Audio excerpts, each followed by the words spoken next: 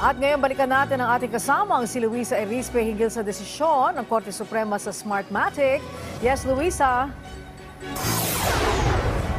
Angelique, katulad nga ng nabanggit ko kanina, ay pinapayagan na ulit na sumali ang Smartmatic Philippines sa mga public bidding o kahit anong electoral procedures ng Commission on Elections dahil nga ito sa desisyon ng Korte Suprema na mali ang pagdiskwalipika o pagsuspinde ng COMELEC sa Smartmatic dahil ito ay tinuturing na grave abuse of discretion. Lumalabas kasi na ang COMELEC mismo ang hindi sumunod sa procedure ng Special Bids and Awards Committee na magbid muna dapat bago magkaroon ng diskwalifikasyon. Dahil naman dito ang Korte Suprema na mismo ang magsasabi o nagsabi na sa susunod na public bidding ay pwede na nga ulit sumali ang Smartmatic kahit pa sa mga susunod na eleksyon.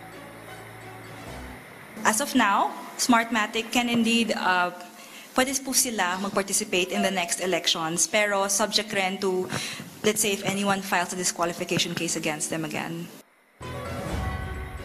Angelique, kahit naman lumalabas na ang desisyon ay kinatigan ang Smartmatic, hindi naman ito buong-buo na pabor sa kumpanya dahil hindi naman dininig ang hiling nila na maglabas ng writ of preliminary injunction at temporary restraining order laban sa desisyon ng COMELEC. Hindi rin lumalabas na sapat ang desisyon para mabawi ang kontrata na pinirmahan ng COMELEC sa Miru Systems Company Limited para maging bagong fast-track system provider ng Pilipinas sa 2025 national at local elections. The Supreme Court did not grant the TRO or writ of preliminary injunction.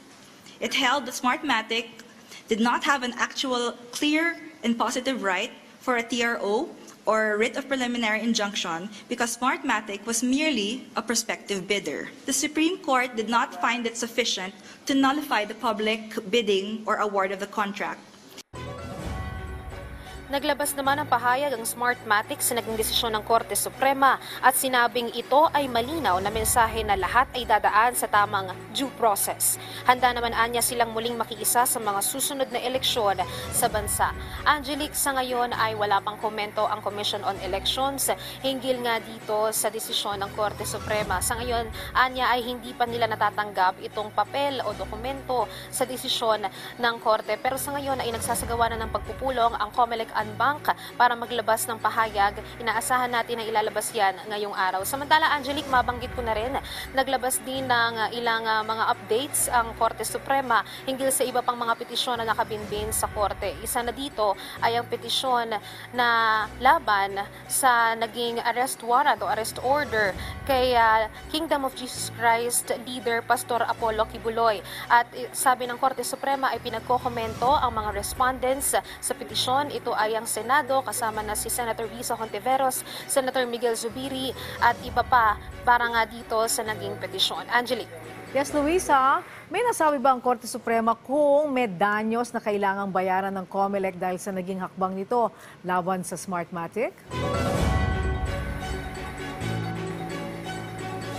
Angelique, hindi direktang sinabi ng Korte Suprema na kailangang magbayad ng COMELEC dito sa danyos dahil nga itong Smartmatic ay lumalabas pa lang na prospective bidder dahil hindi pa nga sila nakakapag-bid. Kaya naman wala pang masasabi na epekto sa kanila, epekto sa kita nila na hindi sila yung naging o hindi nila nakuha yung kontrata para dito sa fast track. Pero may pwedeng gawin ang Smartmatic kung gusto nilang pagbayarin ng civil damages itong COMELEC. Maaari silang magsampa ng kaso pero sa ngayon ay wala pa namang sinasabi ang Smartmatic hinggil dito. Angelique. Maraming salamat sa iyo, Luisa Erispe.